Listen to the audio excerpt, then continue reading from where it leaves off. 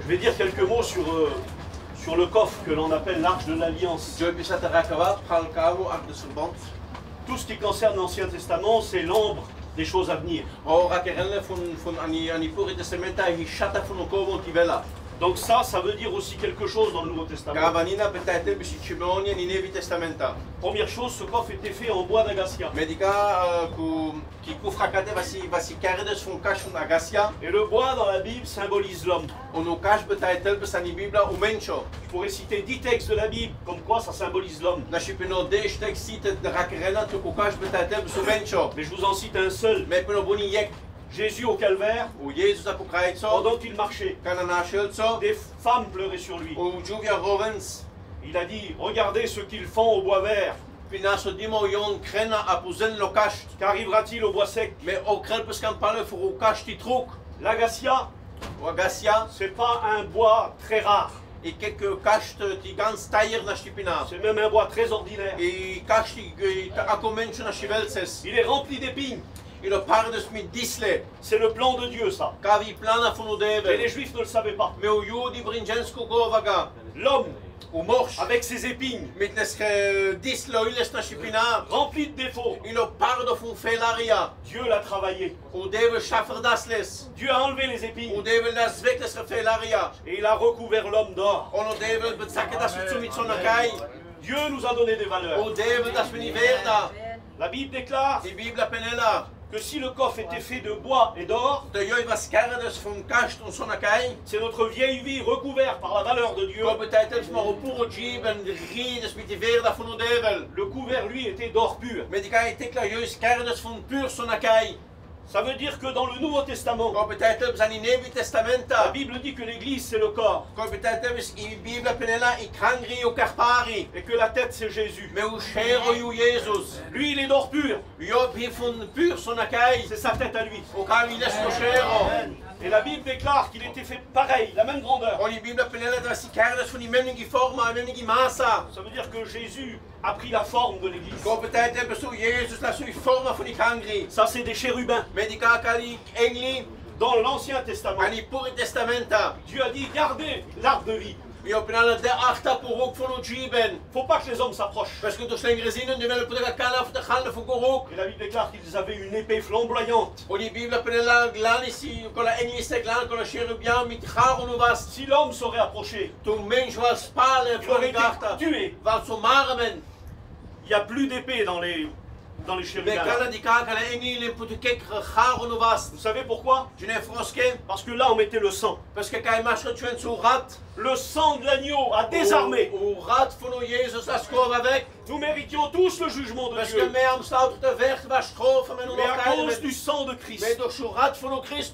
Ici il y a comme un mystère pour eux.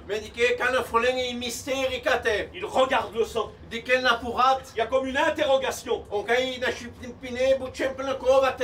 La Bible même déclare que les anges n'arrivent pas à comprendre la sagesse infinie de Dieu. Mais cette sagesse est expliquée par l'Église. Alors ici, il y a deux barres. Ça c'est l'Église. Ça c'est la tête de Christ. Ça c'est quoi? C'était deux barres recouvertes d'or, en bois aussi. En Exode 25, il dit quand tu les mettras, tu les sortiras plus. Ils sont indépendants, mais ils sont ensemble.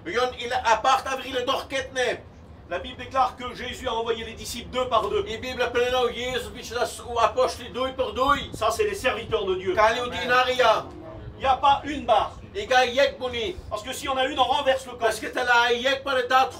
Un pasteur tout seul fait toujours du dégât. C'est pour ça que Jésus les a envoyés deux par deux. Et ainsi, on peut faire l'œuvre de Dieu. Dedans, Il y avait un pot en or. Il était rempli de manne.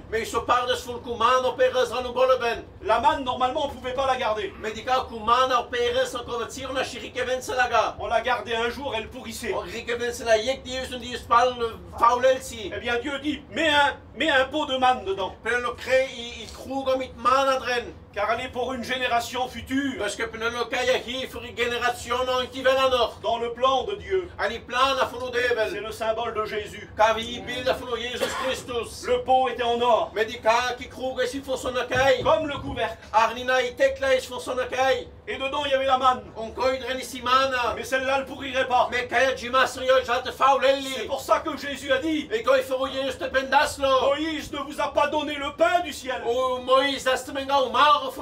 Parce que ce pain-là pourrissait. Mais le vrai pain, c'est Jésus. Il est venu nous donner la vie en nous donnant son pain. Il y avait aussi la loi. Ça veut dire que c'est les Juifs. Dans le plan de Dieu, il y a Israël.